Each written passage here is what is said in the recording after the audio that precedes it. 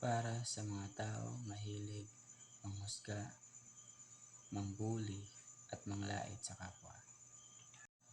Alam po namin na kayo ay masaya sa tuwing may binubuli kayong tao, lalong-lalo na may kapansanan ito.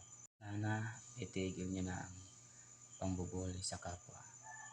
Dahil po maraming tao ang nasasaktan at mahihiya nang dahil sa mga pangbubuli, panglalait niyo.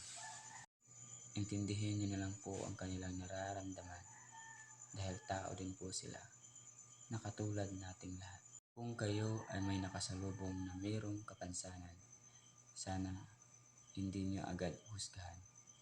Rerespetuhin niyo na lang po sila at igalang.